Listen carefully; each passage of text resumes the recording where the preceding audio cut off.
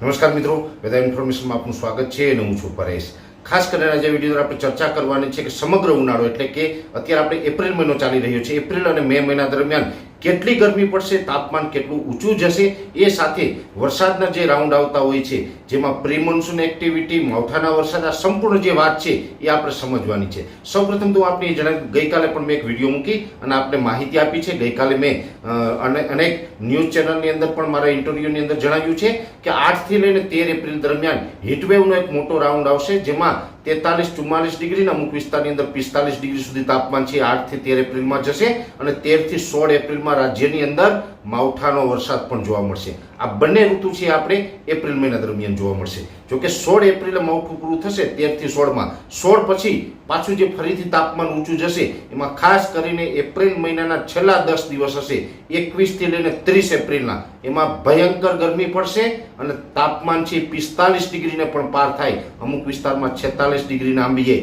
તેવી પણ શક્યતાઓ રહેશે। એટલે એપ્રિલ મહિનો છે એ એકદમ ફૂલ ગરમ રહેવાનો છે। જેવી રીતે જોવા જાય તો ગયા વર્ષે ખાસ કોઈ ગરમી જોવા નહોતી મળી, આ વર્ષે એવું બન્યું કે શિયાળો થોડોક વીક રહ્યો છે। શિયાળામાં જે સામાન્ય કરતાં ઠંડી ઓછી પડી છે, શિયાળો છે સામાન્ય કરતાં થોડોક વધારે ગરમ પણ જોવા મળ્યો છે। એટલે શિયાળાની અંદર જે કોલ્ડ વેવના રાઉન્ડ આવવા જોઈએ એ નથી આવ્યા, પણ ઉનાળાની અંદર હીટ વેવના રાઉન્ડ છે એ ભયંકર રીતે આપણે જોવા મળશે। ફેબ્રુઆરી અને માર્ચ મહિના દરમિયાન પણ આપણે ગરમી જોઈ ચૂક્યા છે।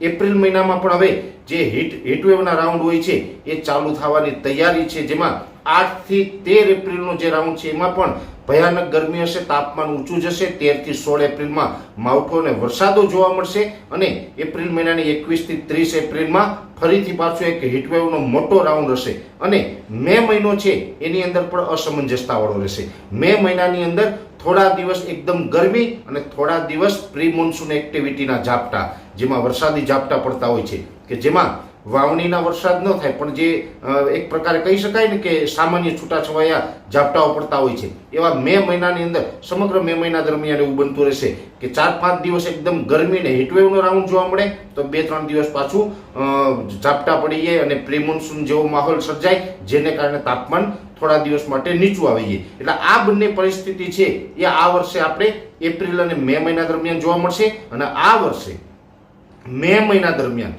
પ્રી મોન્સૂન એક્ટિવિટી છે દર વર્ષની સરખામણીએ વધારે પણ જોવા મળશે।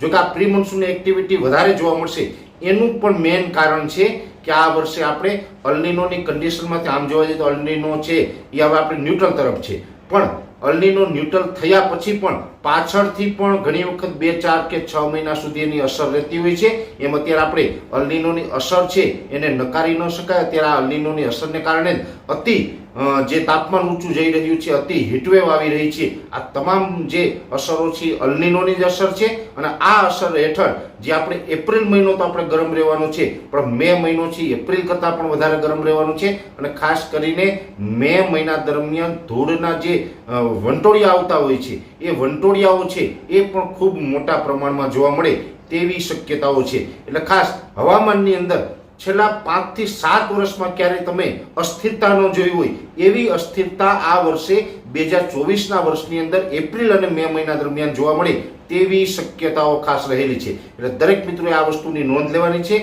હવે જે આપણે ધીમે ધીમે હીટવેવના રાઉન્ડ ચાલુ થવાના છે, જેમાં 8 થી 13 એપ્રિલમાં તાપમાન 44-45 ડિગ્રી જશે અને એ પછી આપણે 45 ડિગ્રીને પણ પાર થવાનું છે, કેમ કે આવનારા સમયમાં જેમાં એપ્રિલનો એન્ડ અને મે મહિના દરમિયાન તાપમાન 45 ડિગ્રીને પાર થાય એટલે દરેક મિત્રોએ સાવધાન રહેવાનું છે, સાવચેત રહેવાનું છે અને ખાસ કરીને પશુ પક્ષી માટે પાણીની વ્યવસ્થા છે એ દરેક વ્યક્તિ થઈ શકે એટલી વધારે પ્રમાણમાં પાણીની વ્યવસ્થા કરે, આવી પણ દરેક મિત્રોને મારી અપીલ છે। વિશેષ વાત છે નેક્સ્ટ વિડીયોમાં આપવામાં આવશે।